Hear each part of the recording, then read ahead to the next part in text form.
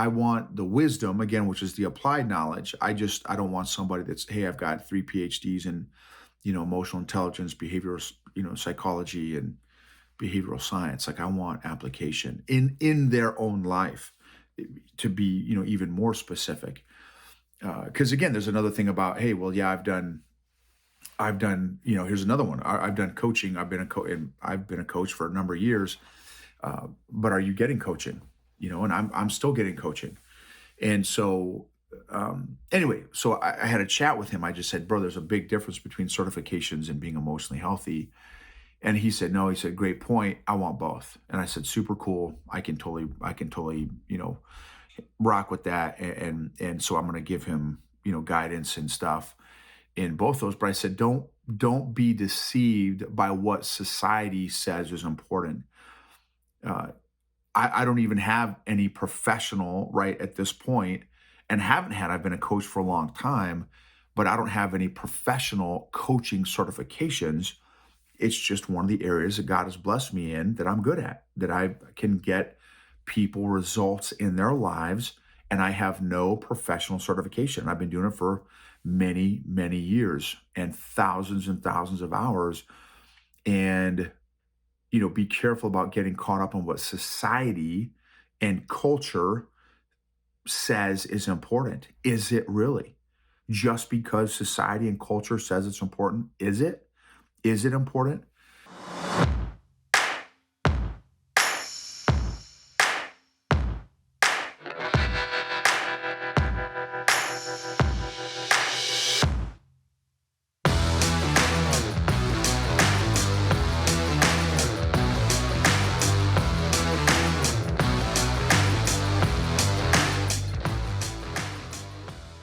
What is going on, EQ gangsters? So you may be watching this on YouTube. You may be listening to this on our podcast. If you're watching on YouTube, we are at a camp called Camp of the Woods. And I'm going to give you a little tour here. We got some great snow yesterday, which was super neat. Oddly enough, being in New York, we missed the first weekend of snow in Colorado. So we were kind of bummed that we were missing the snow in Colorado, but thankfully we were able to get some here in New York. We got asked to speak at a family camp. So discussing emotional intelligence or emotionally intelligent couples, emotionally intelligent relationships at Camp of the Woods in Speculator, New York. If you have not been, and especially if you're in the area, if you're New York, New Jersey, Pennsylvania area, definitely would recommend checking it out. It is an awesome camp. And their max capacity in the summer, they normally are running 800 people a week through this camp. So I don't know if some of you have been to camps before, some of you may not have been to camps, but that's a lot of people at a camp. That's a big camp. And my college classmate from West Point, Eric Lopez, is the COO of the camp. He runs this big camp. And so he asked us to come in and speak at this family camp. And there's so many insights I want to share with you all. So let me start with this. It is so neat watching people in their giftings when they embrace and fully own said giftings. If you're, again, watching on the YouTube channel, you can see the tattoo on my left hand is a present, a gift that's on fire. Fan into flames the gift that God has given you. And this is 2 Timothy 1:6. Verse 7 is, for God has not given us a spirit of timidity or fear, but of power, of love, and a sound mind. Eric, my classmate, has the gift of leadership. He's got a lot of different gifts. Leadership is one of those gifts. And I've been able to see him operate in the military when I did a couple speaking engagements for him while he was in the military. When he was a brigade commander, he had me speak to his leadership, company commanders and above. So captains, first sergeants, sergeant majors, lieutenant colonels, his whole leadership staff, 150 senior leaders, all the sergeant majors and stuff too, on, let's see, I think that particular one I'm thinking of is on culture and how, EQ, how emotional intelligence impacts culture, how you can have an emotionally intelligent, emotionally healthy culture that produces the best results and outcomes for a particular organization. So that was one of the topics that we discussed during a workshop that he had me come in and do. And I got to see him a little bit operate in that environment, but then operating in this environment, the dude has the gift of leadership, and it's just phenomenal to see him interact with people. And in fact, one of my podcast episodes, I don't remember off the top of my head, but if you guys go back and look through, it is interview with Colonel at the time, full bird Colonel Eric Lopez, Colonel Eric Lopez on emotionally intelligent leadership or something. I don't remember exactly. Again, it may have been in the 70s, somewhere in the 70s, early 70s, maybe in terms of the episodes. And it has just been so fun to watch him interact with both the campers that are here, the families that are here, and also his staff. And, I pulled some of his staff off on the side and just asked them, hey, so what do you think of, they call him Mr. Lopez. I'm like, hey, what do you think of Mr. Lopez? What do you think of Eric? And one guy in particular, one of Eric's directors, I asked, and at the time, I don't remember if I don't think he knew that he and I were classmates.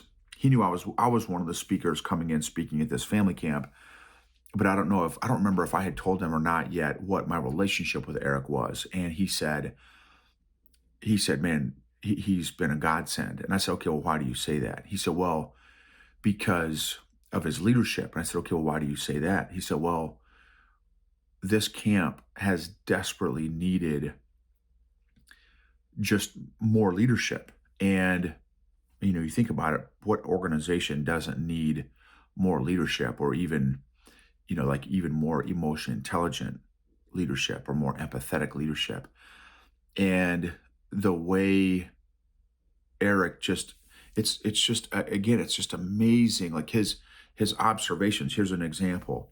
There's one particular employee, I won't, obviously won't mention any names, but whose posture, like physical posture, their shoulders are kind of normally like slumped forward a little bit. And he's like, oh yeah, with this employee, my next thing that I've got to communicate with them is they've got to put their shoulders back. And I'm like, okay, that's like, why? What's your thought process? And he said, well, we are showing that we have confidence in this employee by investing them and, being an employee of this organization. And so we want that to translate to confidence in themselves with having good posture, because it's just when you have your shoulders back and your head up and stuff, that conveys posture, right? The nonverbals we talk about a lot in emotional intelligence, that how much of communication is nonverbal. 70, 80, 90% of communication is nonverbal.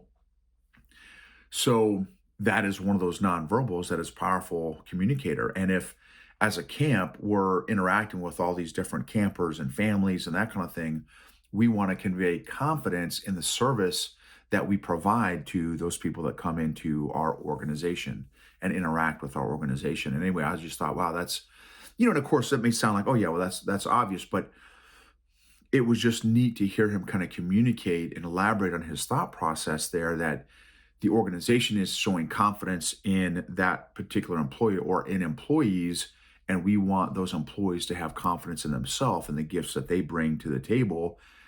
We want them to fully feel confident in bringing their gifts to this organization. So I thought that was super neat. And then it was the first time in a couple years that my wife and I have been able to speak to a live audience. We haven't been, because of COVID and all the different COVID things that have been going on, we have not done, spoken to a live audience together in a couple of years. And so it was awesome to be able to do that again. We had done that for probably 15 years, maybe or even more, 15 to 18 years, for in front of hundreds and thousands of people on a pretty consistent basis. And so it was neat and really good to kind of be able to do that again and offer that again. Next thing that was really neat was the impact that, again, emotional intelligence and emotional health is having on people when they hear the message of getting emotionally healthy, and how that impacts their faith. It impacts their marriages. It impacts their parenting. It impacts their finances. It impacts their fitness. It impacts just every single area of our lives. And so, when we had an initial presentation the day before yesterday, and a couple, and oddly enough, a senior executive in a very large company had come up with his wife, who his wife was a realtor. He was the senior executive. They had come up and said, "Hey, can we get some extra time with you guys, and just to ask you some questions about some things? We're thinking about starting a business together, and we are both, both, one primarily had a little bit more trepidation than the other one about doing that. And our first presentation in this family retreat was on personality, and how understanding personality and better understanding personality and how each other are wired impacts our decision making process, and also how we process information, what information we even hear, what information is even important to us, how we manage conflict, how we connect, how we coach, how we lead, how we love, all these, right? It impacts everything, how we parent, everything.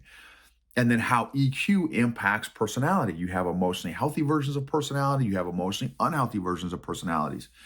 And so it was so neat to see this couple, again, very, very successful in and of their own right, individually and obviously as a couple, and getting some new information about, again, about personality and about emotional intelligence.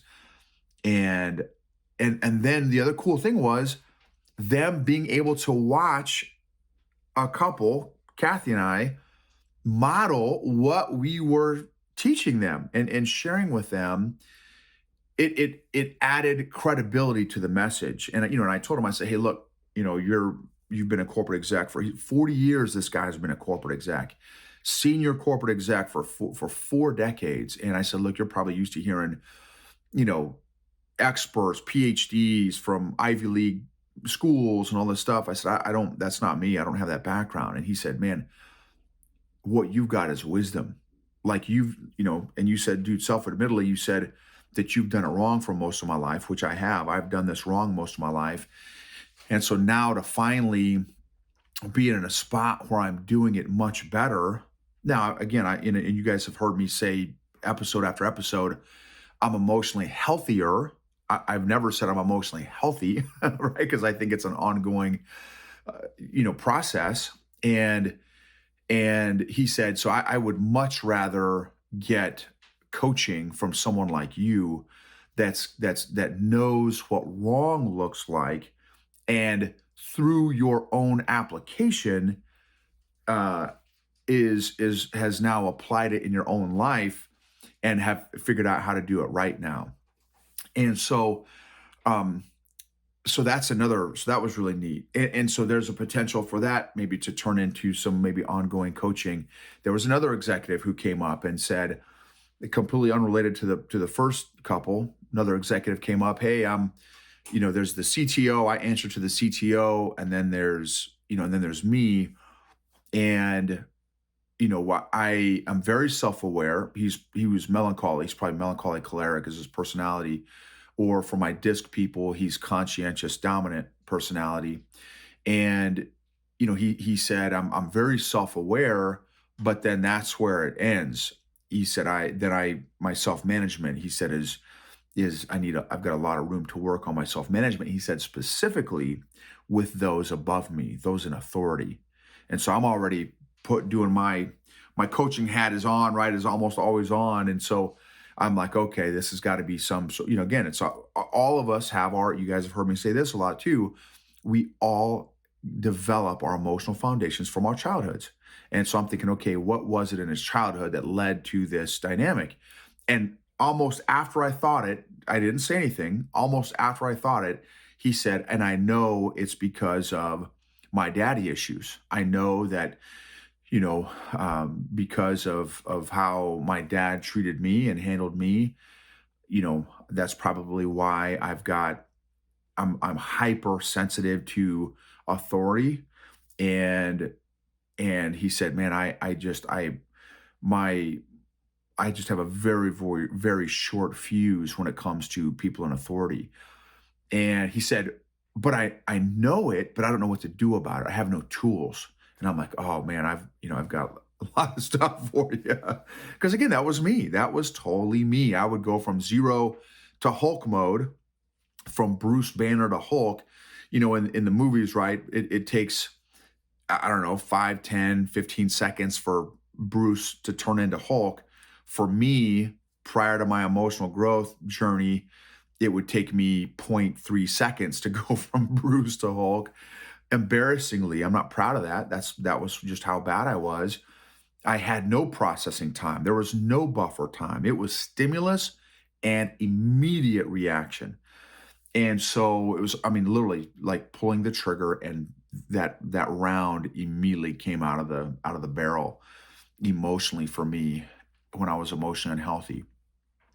So so again, another neat opportunity to potentially be able to work with another executive with things that have helped me out, some tools that I have learned that will help him out.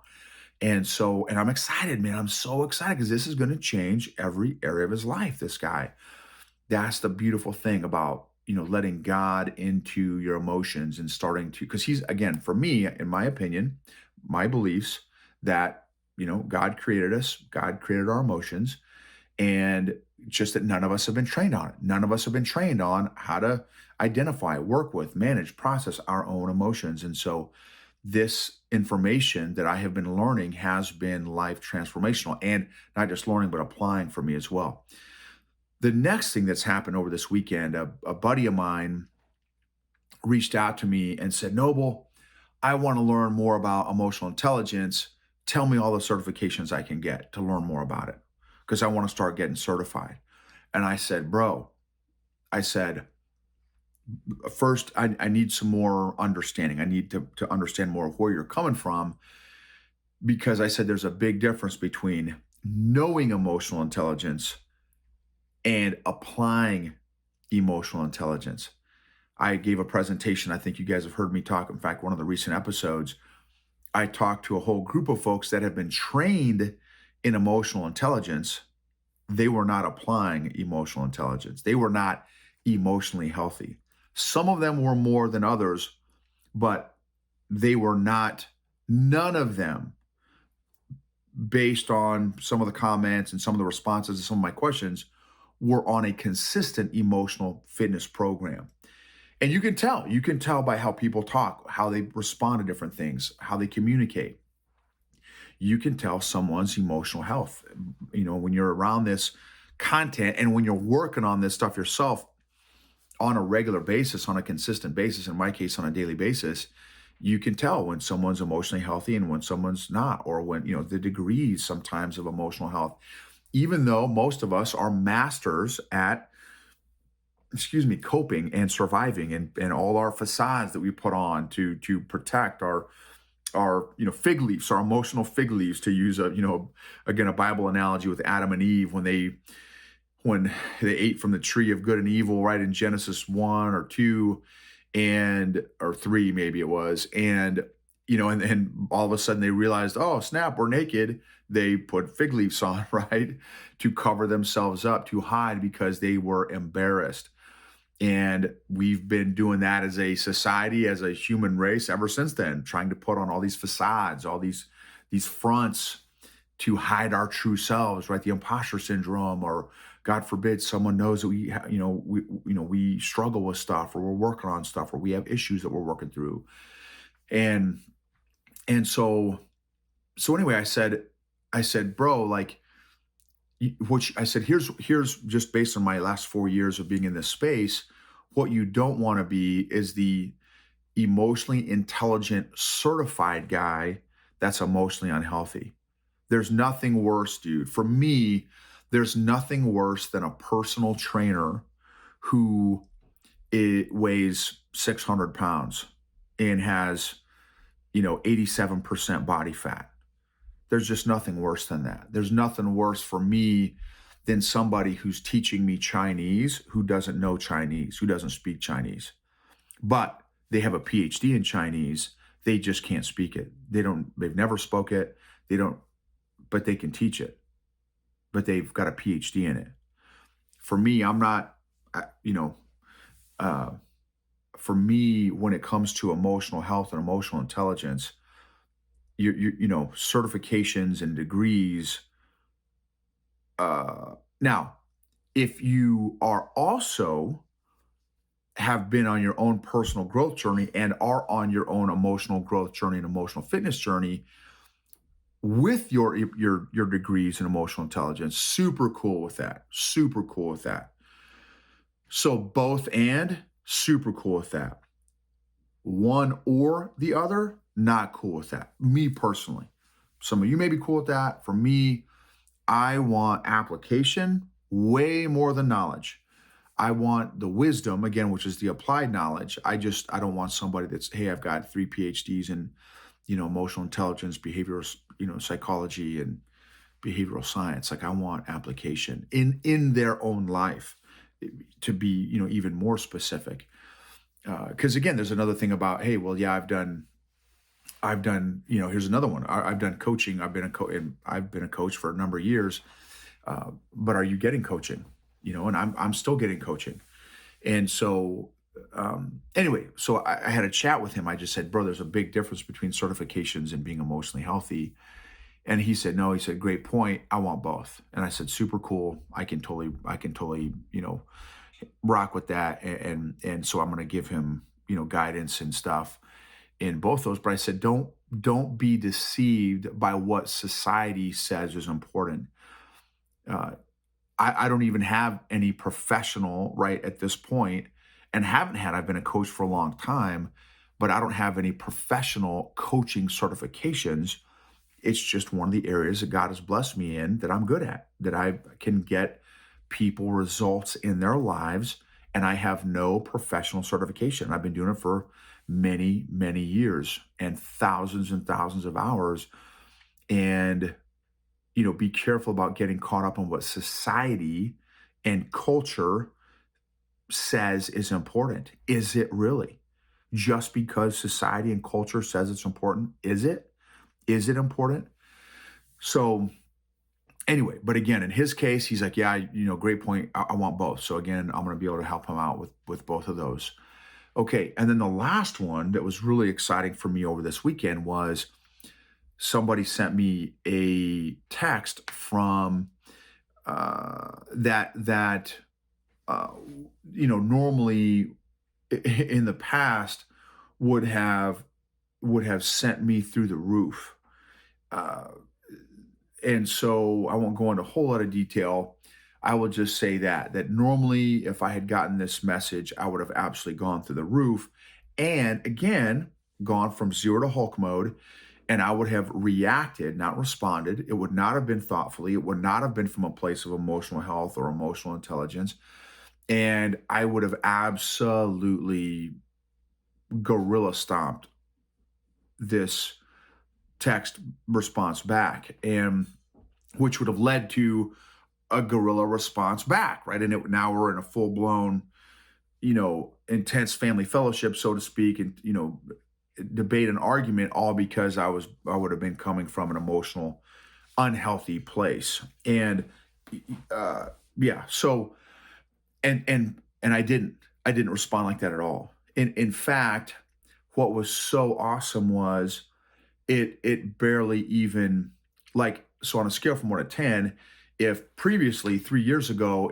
I would have responded at a 10 emotionally, like I think I went up to a 2 emotionally. on a scale from 1 to 10. And so I'm so thankful. Just again, another proof of growth. And that type of text would have controlled me the whole rest of, heck, maybe a week, maybe even a month. I would be stewing, right? The four deadly sins of emotions: stuffed, avoided, stewed, and brewed, based on this one little teeny text. And man, I'm just so thankful. I have boundaries now. I have zero obligation to respond. If I do respond, I can respond when I want to respond. I can take a day, I can take a week, I can take 6 months if I want to. Right? I have no obligation to respond just because somebody texted me. And so I have boundaries now, and it doesn't um, it doesn't consume me and control me like I used to. Man, I would have felt it in my throat. I would have felt it in my chest. I would have felt it in my neck. I would have felt it on my shoulders. I would have been stiff and tense and angry, and just, all the consequences of stewing and brooding over stuff. And I'm just so thankful. Just another proof of growth. So I want to celebrate those wins, y'all. Celebrate your own emotional growth wins. Your emotional growth is so worth it. It's not fun, it's not sexy, it's not pretty, it's not easy. It's hard, and it takes time and effort and intention and consistency and frequency, and it's so worth it, y'all. Your emotional freedom and emotional health is so worth it. Again, it impacts every single area of your life. As a result of being emotionally healthier, guys, here's the other benefit. The final thing I'll say here is, as a result of, boom, my wife and I giving this presentation on emotionally intelligent couples, emotionally intelligent relationships, emotionally healthy relationships, the camp has asked us to come back potentially 3 more times. There's a time for Kathy to come back to do a mother-daughter conference on how emotional intelligence impacts mother-daughter relationships. There's an opportunity for us to come back and do potentially a whole marriage retreat, a whole marriage conference, like a 3 session marriage, retreat. There's another opportunity to come back and do potentially two speaking engagements to 1,200 people. So maybe, again, I'm not saying none of that's been finalized, that kind of thing, but those have all been brought up as a result of how it went this weekend. And again, as a result of this very intentional, consistent, emotional work that we have been doing in ourselves individually over the past 3 to 4 years. And so the doors that God is opening, man, it's just been amazing and humbling, so humbling, and so, so thankful. So share your wins. Would love to hear your wins. Thank you for those of you who have taken 30 seconds to rate, review, subscribe, share our podcast, our YouTube channel. We're on social media. Follow us on social media. We would love to hear your wins as well. What have been some of your emotional growth wins, your proof of growth over this past year? And we're also going to be doing a 5-day emotional fitness challenge in January. So be ready for that. If you've not subscribed to get that email when it comes out, go to eqgangster.com. And then just when you subscribe go look for the tab that says or the spot where it says join, subscribe to the Mafia Mail.